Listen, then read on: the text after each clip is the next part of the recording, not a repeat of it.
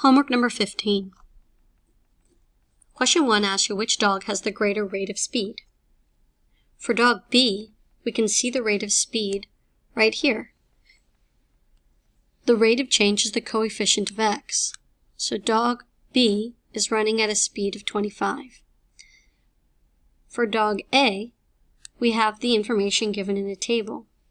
Therefore, we need to choose any 2 points we like and calculate that rate of change. y2 minus y1 over x2 minus x1. You can use a calculator to help you compute.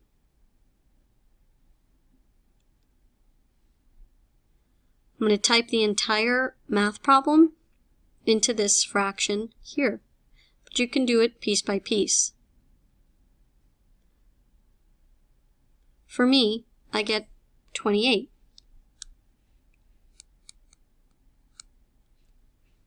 So, to identify which dog has the greater rate of speed, we're looking for the dog with the higher value. Dog A is faster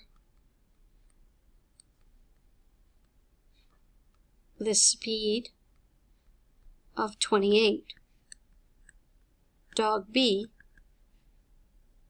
is 25. Let's take a look at the next 2 questions, solving linear equations. So here, I'm going to add 3/3 on both sides, giving me 5/3 x minus 7 equals 5.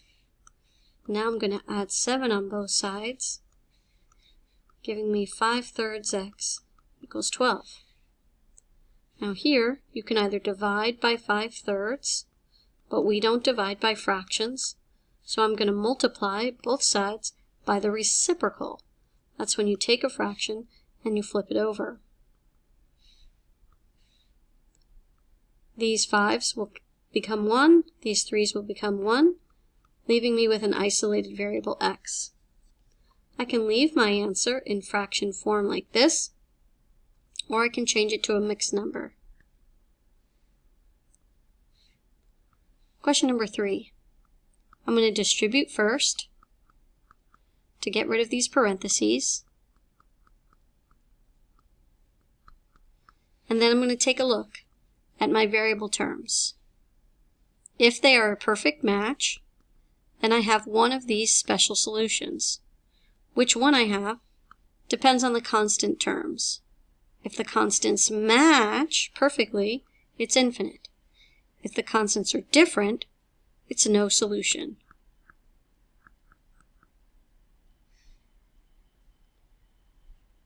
The next section asks you to identify if a function is linear or nonlinear. Any function is linear if it can be written in the form y equals mx plus b, meaning it has no exponents on the variables, it has no variables in the denominator, no products of variables.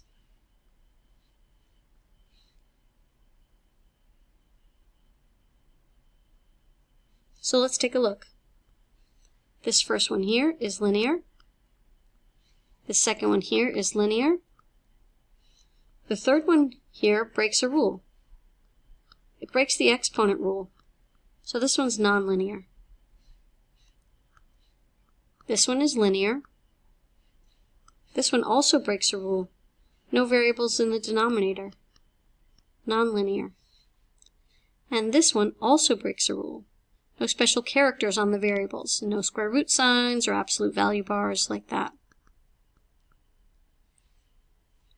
The next question is different. It asks you to determine if the graph or table is a function or not a function. For that, we need every input to have exactly one output. And we can check a graph by using a vertical line test. If you never touch the graph more than once at a time with your vertical line, then you have no repeating inputs with different outputs. So this one is a function.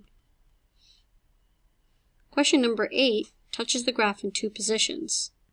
So this fails the vertical line test. Therefore, it's not a function. And for number 9, it looks like we have the input of 1 with different outputs. And that is not a function. each input must have only one output. For question number 10, it says Roberto says that the relation shown is a function. Is Roberto correct? Explain on the lines below how you determined your answer.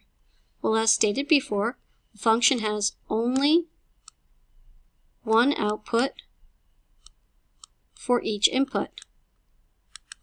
So we're looking at our inputs. Each of our inputs is unique. So that means Roberto is correct. Yes, Roberto is correct because each input, or x value, has only one output, or y value. There are no repeating x's with different y's. Number 11 asks you to solve. On the left-hand side, when I simplify by combining like terms, I get 4x plus 8. And on the right side, when I distribute to simplify, I get 4x plus 8. You'll notice I have matching variable terms, so I either have infinite solutions or no solutions, depending on the constant. Our constants are perfectly the same. The left and right sides are a perfect match. That means we have infinite solutions.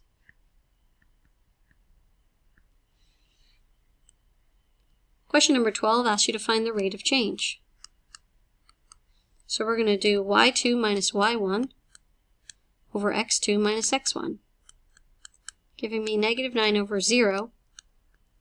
And you can't divide by 0, so this is undefined. In this equation, the rate of change is the coefficient of x as long as y is by itself. So we'll need to divide every term by 2 in order to determine the rate of change.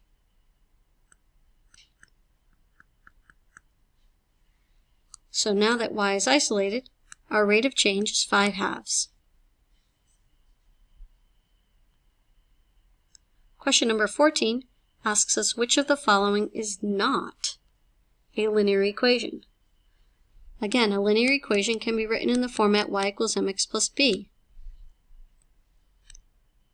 If it breaks any of these rules of having exponents or variables in the denominator, it's nonlinear. Like this one here. It has an exponent with the x variable. This is nonlinear. For the final question, they're asking which graph is not a line. Which graph is not a linear equation? That would be letter D.